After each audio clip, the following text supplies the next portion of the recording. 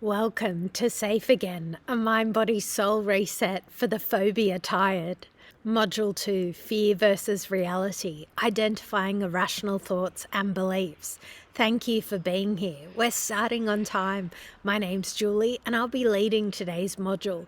If you have any questions, feel free to hold on to them and I'll answer them at the end. This is a safe space, so do whatever makes you feel comfortable. Keep your camera on or off, grab a glass of water and take a break if needed. No pressure. Just take what you need. As Carl Jung once said, what you resist only persists, but will grow in size. When you live with a phobia, even the smallest trigger can feel enormous. It's not just fear, it's your body trying to protect you, sometimes long after the danger is gone. But today, we begin gently turning towards that fear with curiosity instead of avoidance. Just one step, that's all we need for now. Let's begin. Module 2, Fear versus Reality. Let me tell you a story. There was once a woman who loved gardening. It was her sanctuary. Sunlight, fresh herbs, a little lemon tree out the back. And one morning she stepped into her garden. She froze. There, across the path, was a snake. Her heart shot into her throat. She dropped her watering can, stumbled back inside, slammed the door, and didn't return for weeks. The garden wilted. The herbs browned. The lemon shriveled. But the fear, that stayed. One day, her neighbour knocked and said, "Hey, your garden gate's open. It looks like the wind blew it open." She nodded, too embarrassed to explain. They left. Curiosity won. She opened the back door, just the crack and then a little more, and stepped out. The snake was still there, only this time the light had hit it differently. It was the garden hose. Coiled up, a bit dirty, but unmistakably not a snake. Her fear had been real. Her body's response had been real, but the threat, not at all. Why this matters: your nervous system doesn't want to verify something's a snake or a hose. It reacts fast. It protects first, thinks later. That's not weakness, it's biology. But here's the trick. Just because you feel fear doesn't mean that you are in danger. The alarm system might be a little too sensitive. Sometimes you're just seeing a hose instead of a snake. And this is why we need rules. When fear shows up, the brain spins stories. What if? Maybe this time it's real.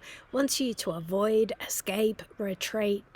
But if you always obey that first feeling, the garden gets overgrown, your world gets smaller, and your life becomes a series of detours around imagined snakes. We need rules, calm, grounded ones. Not to silence the fear, but to fact-check it. Rules say pause, look again. Don't argue with fear, but don't let it drive. Let the body react, but let the mind verify, because the goal isn't to never feel fear. The goal is to respond with clarity. Why am I even talking to you about this? Because you're not broken, you're brilliant. And it's time. The fear in your life started getting your permission, not the other way around. You're ready to move forward. You've done the inner work, you've journaled, you've reflected, you've healed, and yet that old fear taps you on the shoulder. Why? Because fear is sneaky, it's not logical, it's primal. This module isn't here to shame you, it's here to help you catch fear in the act, gently interrupt the pattern, and finally say, "Thanks for the warning, but I've got this." Your reactions aren't flaws. That quickened heartbeat, that sudden urge to escape, it's not being dramatic. It's your brain doing exactly what it's supposed to do.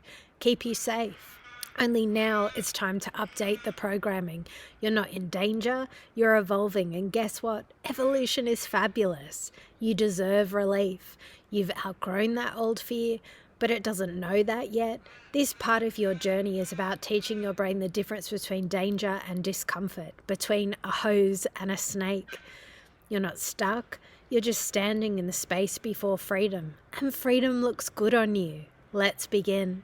What are we really talking about here? Before diving into phobias and patterns of fear, let's take a moment to ask, what does well-being actually mean?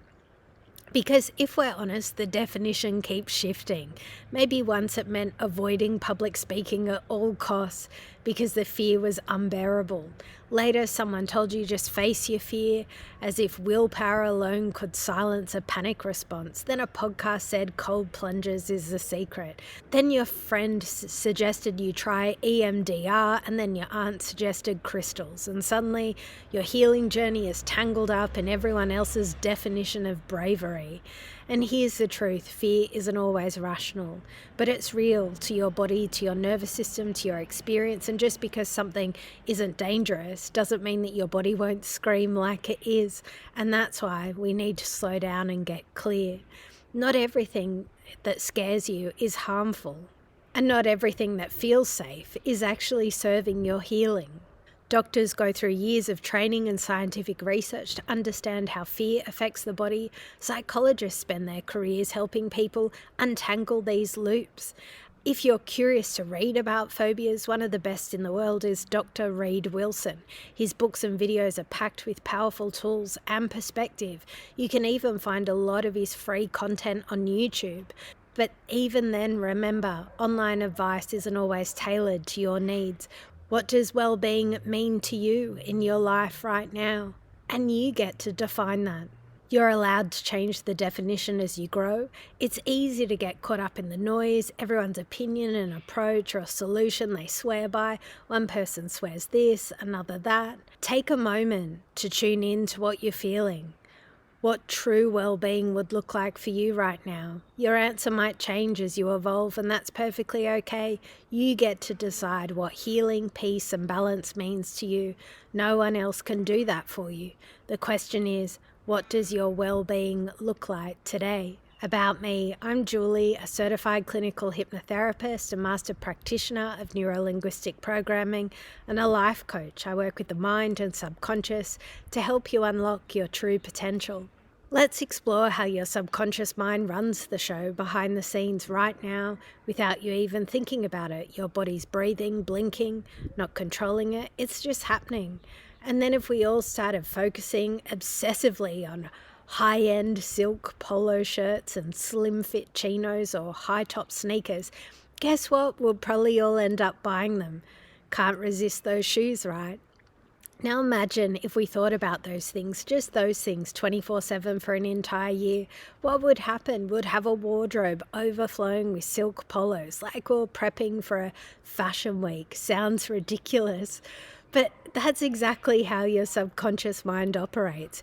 Your brain responds to repetition. So when you think about something over and over, even something that isn't dangerous, your midbrain sends signals that trigger a whole body response that activates your hypothalamus and pituitary gland, which then releases chemicals called peptides that match that emotional state you've been rehearsing. These chemicals flood your bloodstream and bind to receptor sites that have been conditioned by your thoughts. Suddenly, you're not just thinking something, you're feeling it in your whole body. This is exactly how phobia loops can form. You continuously focus on a fear, whether it's elevators, flying, or public speaking. Your brain and body begin to treat it like a real threat, even if it's objectively safe. And just like that, the loop continues. Dr. Reed Wilson, a world-renowned expert on anxiety and phobias, talks about this exact mechanism. Some of the people he has worked with have learned to interrupt the pattern by saying things, "Nah, not today," when fear shows up. Others take it a step further. When the obsession appears, they step back and name it. There it is again. And that moment of awareness breaks the automatic loop. Wilson describes this as a win. The moment you notice the fear and choose how to respond, you've already shifted the dynamic. You've stepped into the process and started rewiring it. Some clients worry that saying, "Nah, not today," too often starts to feel like a new compulsion. And that's a valid concern, especially if there's no follow-through. The key is to redirect. If you say, "Nah, not today," make sure that then you move on to something else, something meaningful, even mundane. Otherwise, you're not really letting the fear move to the back burner. You're still standing over it, stirring the pot. But let's be honest, we all talk to ourselves all day long. The question is, how are you talking to yourself? What is your tone? What is your strategy? So now I want to hear from you. What are your rules of engagement when fear shows up? What does well-being mean to you right now for this moment of your life? NLP, the fast phobia cure, changing how you experience fear.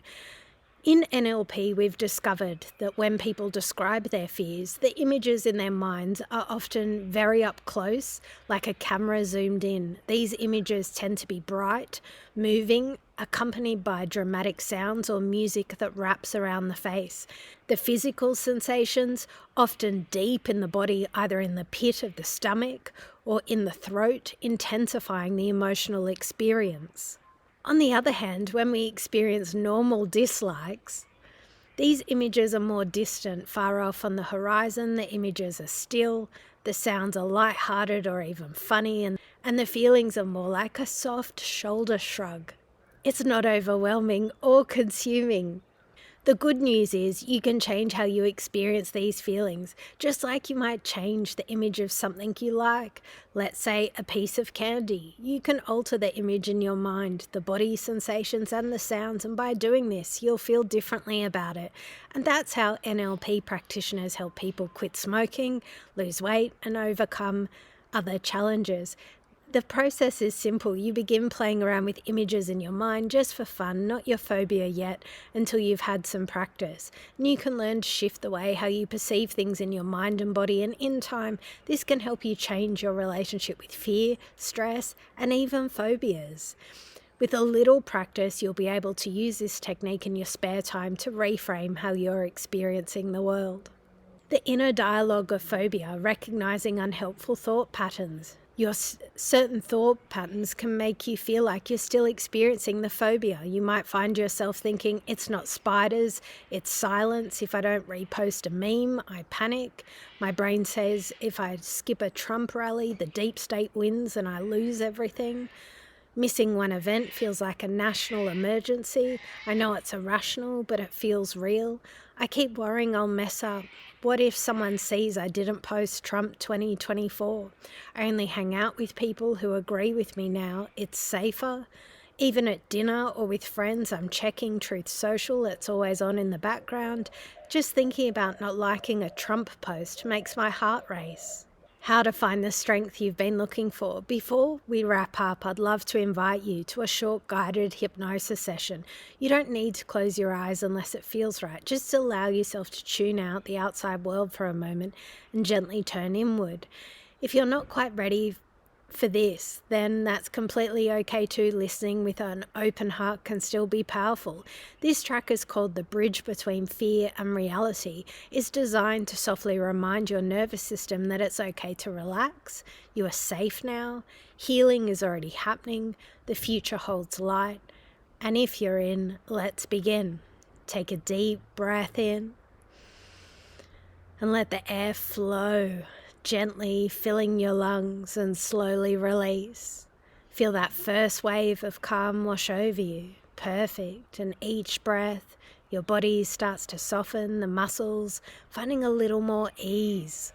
Imagine you're standing at the edge of a beautiful, calm river, and the water is clear and flowing gently, and the sound of it is soothing, like the soft hum of peace in your ears.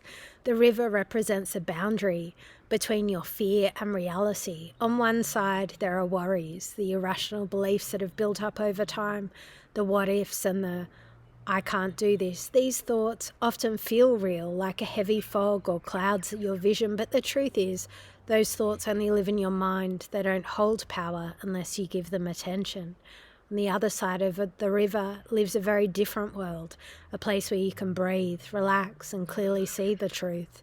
A place where you can look at your fears and recognize them for what they truly are, fleeting, distorted images that hold no real weight.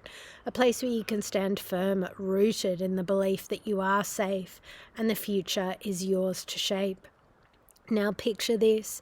As you stand by the river, you notice a bridge in front of you.